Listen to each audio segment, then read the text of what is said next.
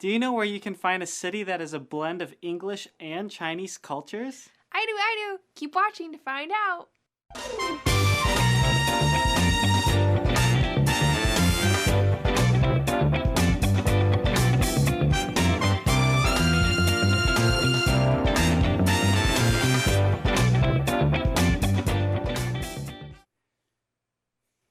Hello, welcome to Around the World with Joshua and Alyssa. Great to have you with us once again. And we are going to go back to the Creation Museum to show you something else that we like about it. There's a lot of things to like about it. That is true. So we showed you inside last time, and then today we want to show you what it's like outside. So here we go. Okay, so first of all, this is a picture overlooking a lake or a little pond. It's fairly big, I guess. Yeah. On the side of the museum. So the main entrance is just around the left side there. And this is looking at the museum from the gardens. When you get into the gardens, there are trails that go all the way through it, and they're nice and paved, and they're fun to walk. They're not hard. They're not like rugged trails or anything. They're easy to walk, and they're just relaxing because you're kind of right in the middle of nature. So here are just a few pictures of the paths that you can walk along, and some of the areas of the garden have different themes. Like, I think one of our favorites is the Asian garden. Or is it the Japanese garden? Yeah. We really like that one, and we'll show you a picture of that later. There are also several bridges. Like 4 bridges at least? Maybe 5. So there's this one. This is one that we really like to take pictures on during a certain time of the year. Not too far away from that is a bridge here that goes over a series of little waterfalls. Here is a rope type bridge, which is a lot of fun to walk across because it's a little shaky. And then there's... Do you have the floating bridge? I don't have a picture of that one on here. That one's really fun. Yeah. Because it kind of bounces as you go. Yep, and I know I have pictures of it, I just don't have one here to show you. And they have a lot of water running through there, so we showed you the little waterfalls, and they have like this little river going through, and it dumps out into the lake that we showed you earlier. Lots of beautiful flowers. You want to tell us how they get all these great flowers here? They have their own like little growing houses, and we learned this when we were at the Ark, that they have a whole area where they grow them, and they have someone who is like the organizer for all of these different plants, and they plan out what these gardens are going to look like. And then some of the things, if they can't make it during the winter because of the climate, they will dig up and they will take inside to their greenhouses and then replant again for the season. Like banana plants. That's so crazy. That's a lot of work, but all of their gardens are so beautiful with perennials and annuals and everything all mixed together, and then some plants that are just a little bit more unique that you probably wouldn't see in your backyard or in most places because nobody would want to take the time to keep up with them. And as she was saying, a lot of these plants, because they grow them in a greenhouse and keep them nice, when they transplant them outside, they are already in full bloom and looking great. It's not like they put these little plants out there and wait for them to grow up and bloom. They're already there. Looking good. So it's pretty cool. This is a fountain near the entrance of the gardens, and they have some bronze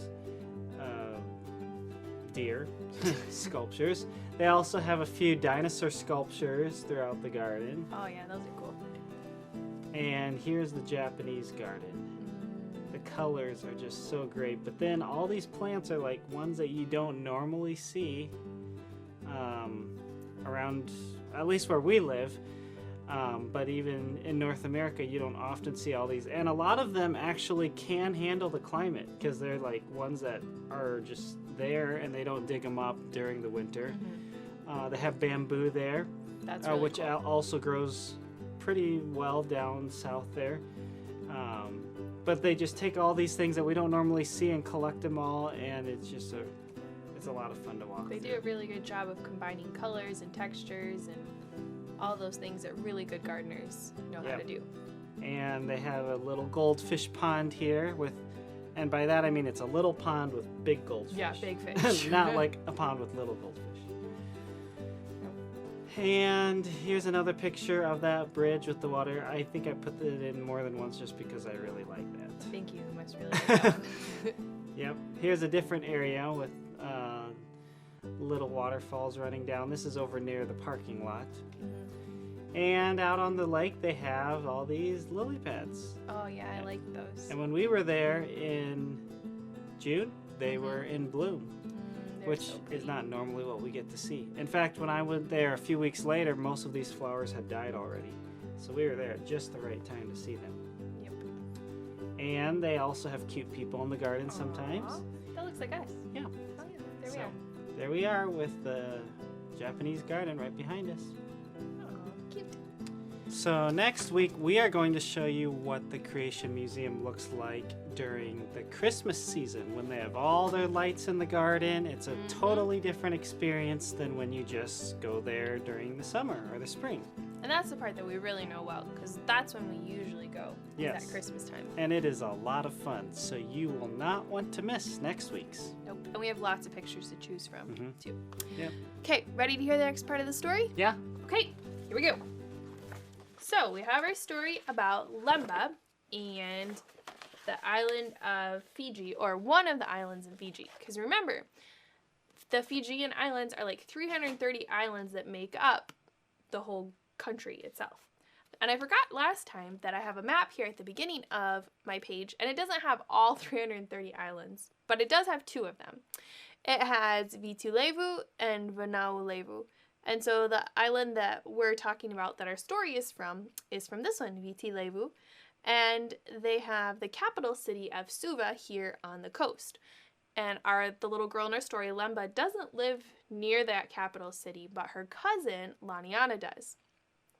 So when we hear about her cousin today and some of the things that she knows from the capital city, then you'll know, oh, that's where it's from. So we left off last time with Lemba going around the island and seeing some of the different things that are getting done to prepare for the big feast that they're getting ready to have.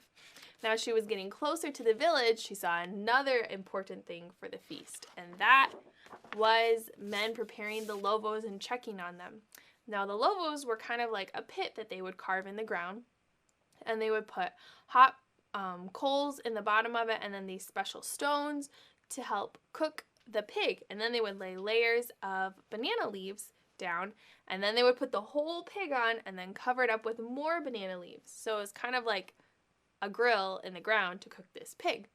And that would be the food that everybody would get to eat. And it was very special to do it as part of the holiday for everybody. So Lemba just sat and she watched them as they checked to see how the pig was cooking, and it was starting to smell really good, and she saw all those coals that it was cooking on, and it reminded her that there would be people that would do fire walking, where they would walk across these hot coals and somehow their feet wouldn't even get burned. And when Lemba saw all those coals, it kind of was tempting to her. She kind of wanted to try it, but she wasn't really sure. How did it happen? How could they really get all the way across and not burn their feet? She wasn't really sure. Well, as she was standing there looking, all of a sudden someone hugged her from behind. She turned around and it was her cousin. Laniana! You made it all the way from the big city. Look, they're working on roasting the pig and the lovos, and we're going to have them for the feast tonight. But when I see these pigs, I see like all these hot coals around, and it makes me think that it'd be really fun to be like a fire walker and to walk across them and see if my feet won't get burned. But I probably shouldn't, because I can't really get to it because the pig is there. But don't you think that'd be really cool?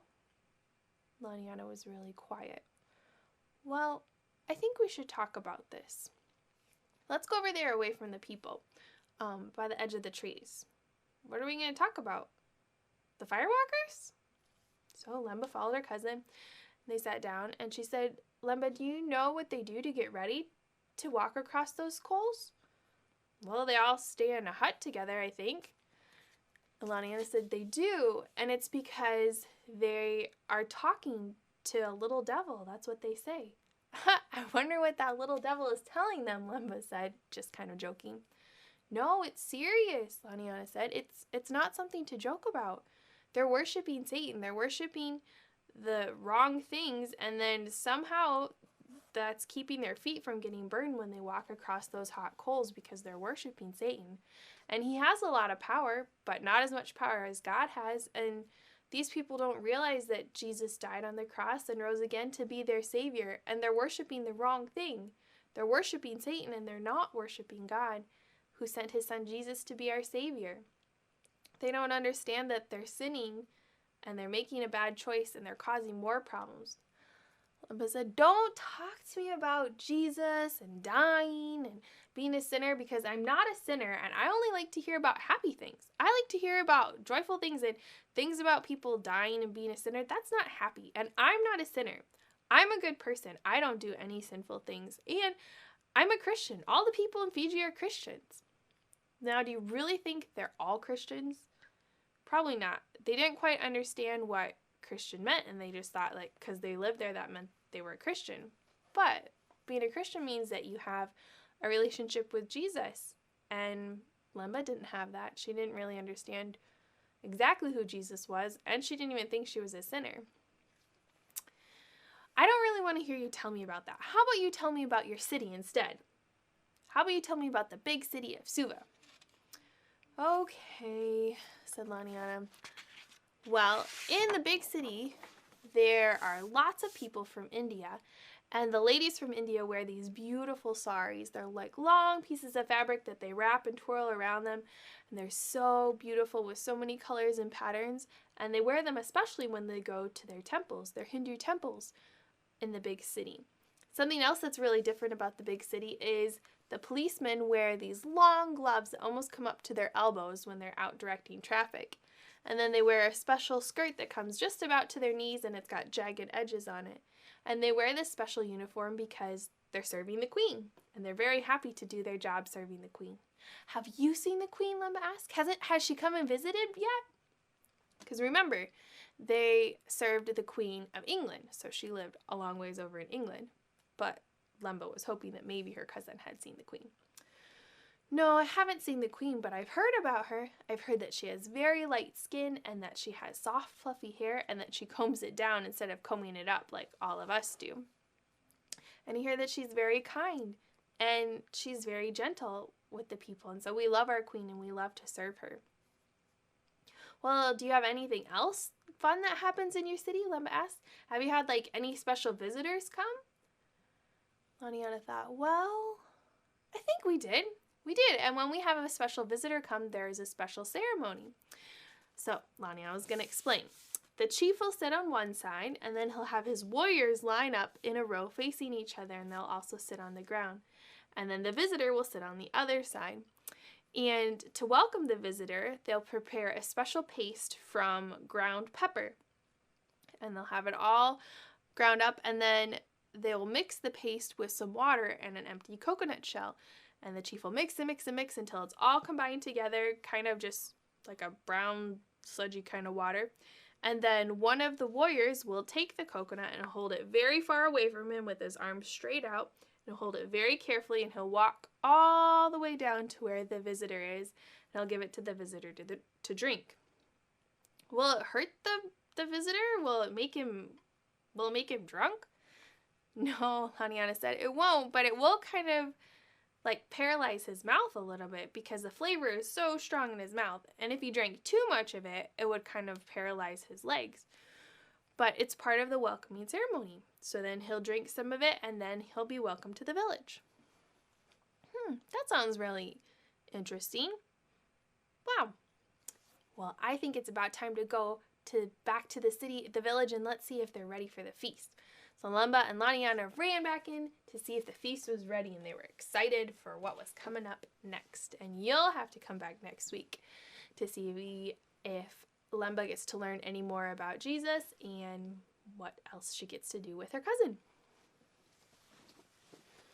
Sounds like a good time. Can't wait to hear the next part. Yep. All right, today we are going to reintroduce you to one of Alyssa's friends, and she's going to tell us some more about her and where she lives and what she does. Yeah, this is my friend Lydia Scott, and she was my roommate when I was in Peru on the Reba program. So we've kept up throughout the years, and I visited her a couple times, and we have talked about her at least 2 times. I think this is our 3rd time. I think so. About what she does in Hong Kong. So, look at that fun plane. I want to fly on a plane with pandas on it. Yeah, me too.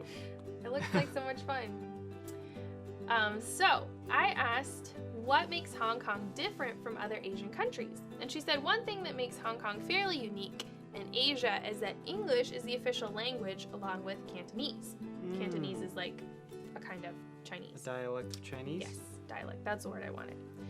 Only a small number of Asian countries use English as their official language. So it makes it really easy for people from other countries to come and live in Hong Kong, and it's made Hong Kong really diverse and international. The reason that English is one of Hong Kong's official languages is because the city was under the control of Great Britain for over 150 years. Wow. Kind of like Fiji. They also belong to England.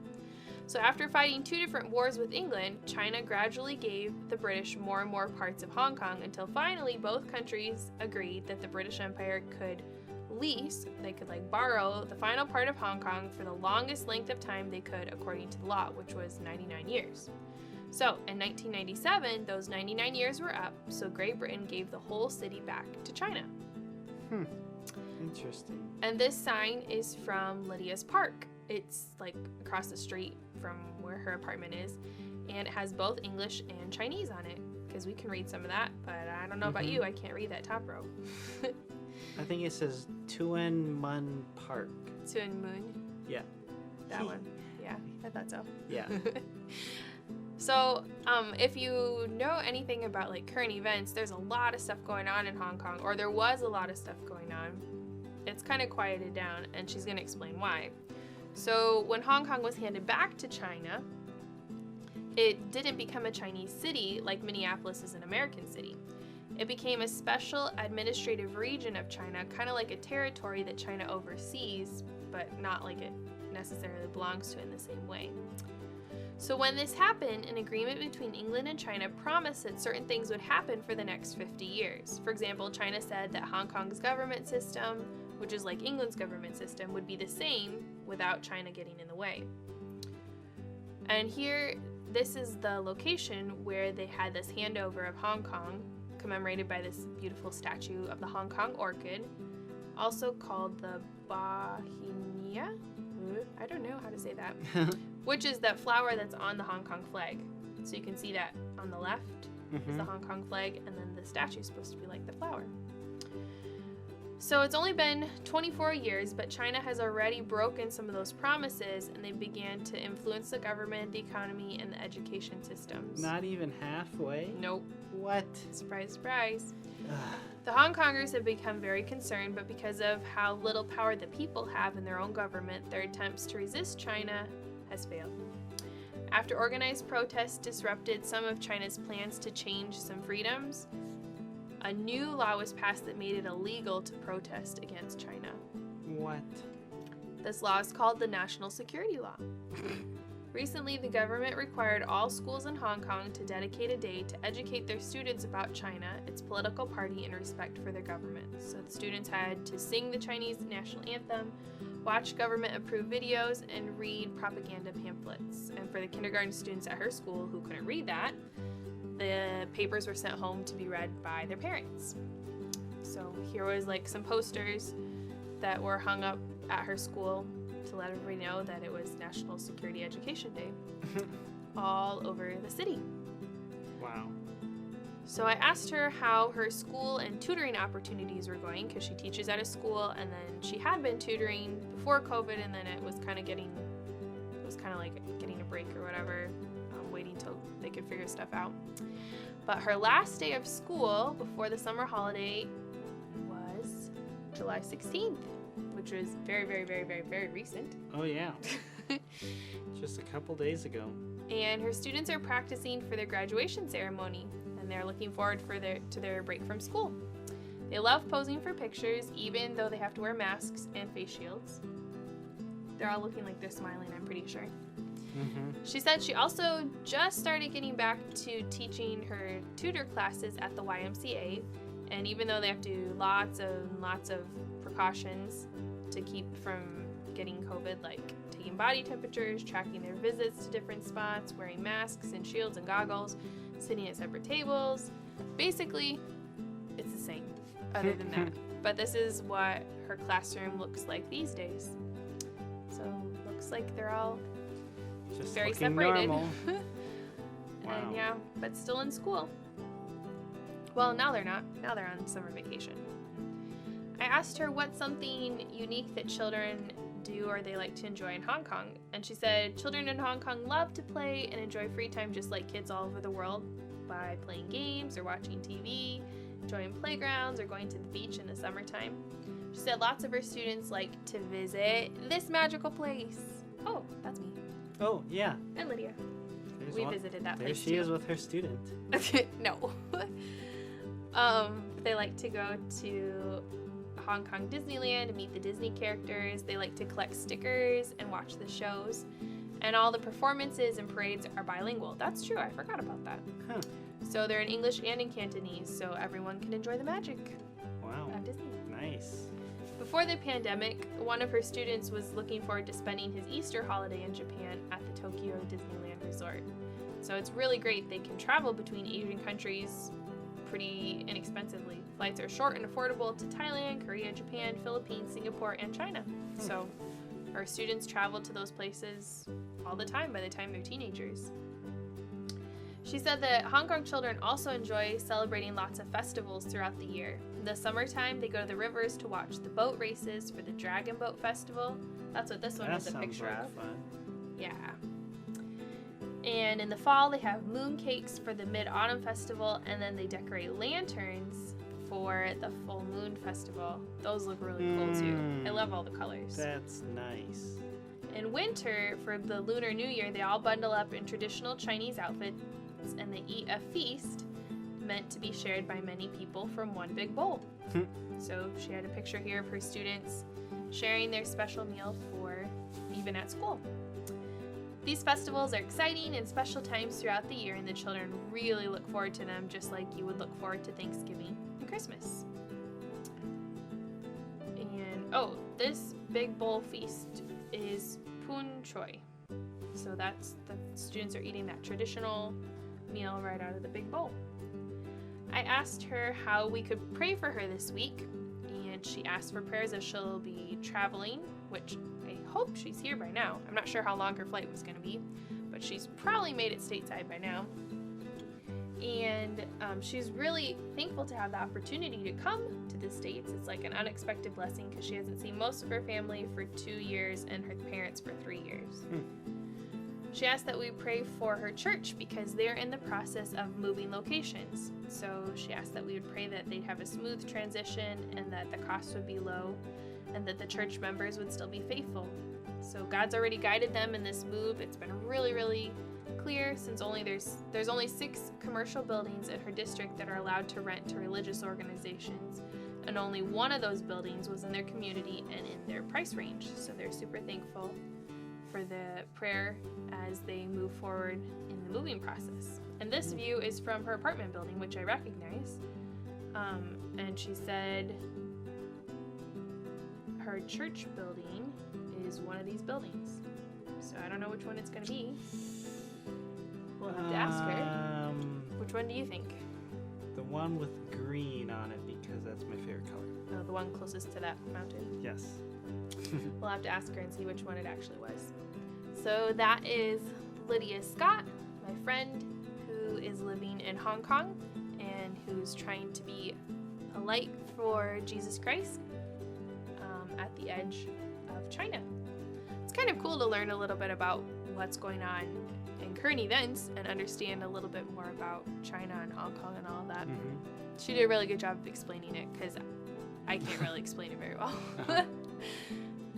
Yeah. Well, thank you for joining us again. Please come back next week and see what the Creation Museum looks like during Christmas season at night. Yeah. And we have more people to tell you about and more missionary story. Yep. So we will see you then. Bye. Bye.